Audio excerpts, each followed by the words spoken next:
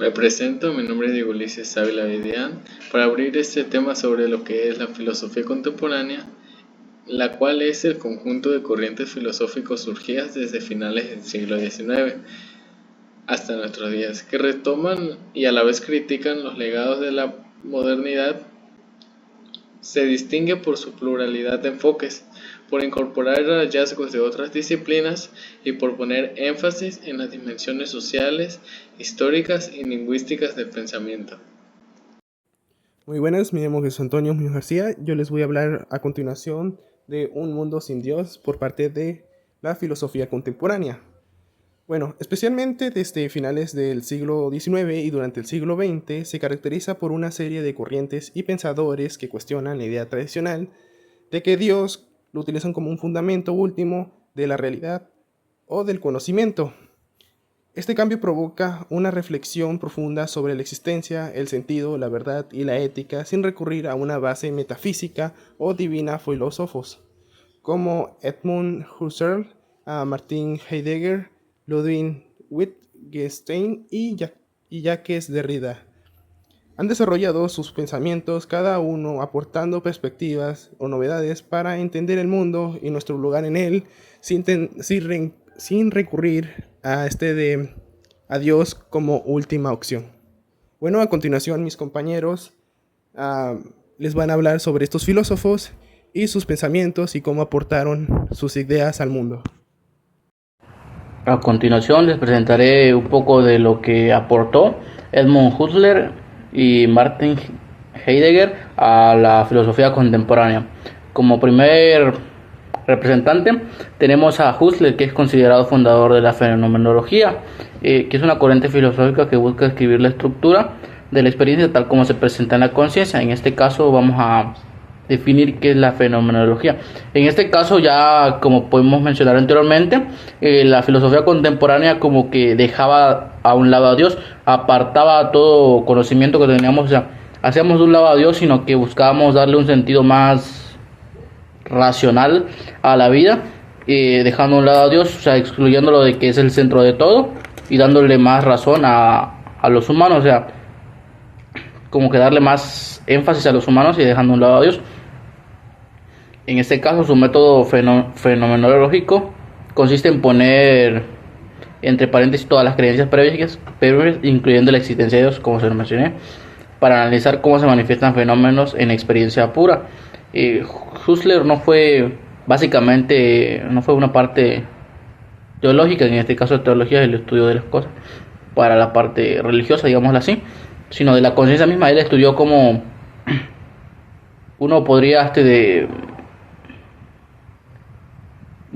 como acreditarse ciertas cosas, en este caso para sí mismo, no dejaba a un lado a Dios. O sea, por ejemplo, podemos decir que ese árbol existe y fue hecho por Dios. En este caso, lo que hace Husserl en este caso es como añadirle eso, como que solo el árbol nació, o sea, darle una existencia propia, o sea, que el árbol por sí solo nació y ya simplemente, o sea, no le daban el crédito a Dios, o sea, esa parte de la filosofía contemporánea, eso es lo que hacía.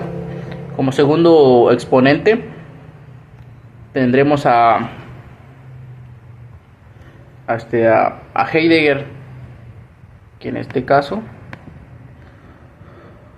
pues es un discípulo del anterior mencionado Husserl, que en este caso llevó la fenomenología hacia la ontología, que es fundamentalmente centrada en la pregunta por el ser. En este caso la ontología hace como más énfasis en la pregunta del ser, o sea, yo existo, existimos, o sea, el por qué existo. En este caso la ontología hace la pregunta principal del existir, que en este caso se examina en la obra principal de Ser y Tiempo, publicada por Heidegger. Examina la existencia humana en un mundo que no supone de ningún Dios, o sea, que no depende de Dios, sino que depende de sí mismo. En este caso Heidegger propone que el ser humano está arrojado a un mundo sin sentido, predefinido, y que debe asumir la responsabilidad de darle existencia a su vida misma. En este caso es como decirle, tú solo apareciste en este mundo y tienes que darle tú la existencia a tu vida, o sea, darle el sentido a tu vida con la pregunta del millón, que en este caso es ¿para qué existo y por qué existo? O sea, ¿a causa de qué? Pero siempre dejando a un lado a Dios. Heidegger influye en la filosofía existencialista y protestructurista, planteando que la comprensión del ser debe ser sin fundamentos religiosos desde la propia experiencia humana. En este caso, como siempre se menciona en la contemporánea, en la filosofía contemporánea, se trata de dejar a un lado a Dios, descartando de que Él creó todo, a los humanos, y pues que Él le da razón a la existencia humana. En este caso Heidegger con la ontología, ahí donde plantea la pregunta más grande, que es el ser, y en este caso también plantea de que los humanos por sí mismos deben darle sentido a su vida, dejando siempre de un lado a Dios. Hola, mi nombre es Pablo Efraín Pulido Escobedo y hablaré sobre Wittgenstein. Wittgenstein, uno de los filósofos más influyentes del siglo XX, se centró en el lenguaje y su relación con la realidad. En su obra Tractus Logico Philosophicus y posteriormente en Investigaciones Filosóficas, argumenta que muchos problemas filosóficos, eh, incluyendo los religiosos, surgen de malentendidos del lenguaje. Para Wittgenstein, hablar de Dios pertenece a un juego de lenguaje particular, pero no puede ser tratado como una proposición verdadera o falsa dentro del lenguaje científico o lógico. La religión es una forma de vida, no una teoría sobre el mundo. Y su análisis del lenguaje ayuda a entender cómo se puede pensar y vivir en un mundo donde Dios no es una premisa necesaria en el sentido moral. Buenas tardes, mi nombre es Jesús Erasmo García Garavita y les voy a hablar sobre el filósofo Jacques Derrida. Jacques Derrida fue un influyente filósofo y pensador, ya que fue un fundador de la desconstrucción. Es conocido por el ser el creador de la desconstrucción, que se describe como una técnica filosófica y crítica, ya que su objetivo de la desconstrucción es la técnica que se enfoca en examinar textos y conceptos para descubrir contradicciones internas y supuestos ocultos. Su cuestionamiento de jerarquías es una de las ideas centrales de Derrida. Es el cuestionamiento de las jerarquías y opciones de binarias tradicionales. Esto incluye las opciones entre presencia y ausencia, y específicamente menciona la presencia y ausencia de Dios.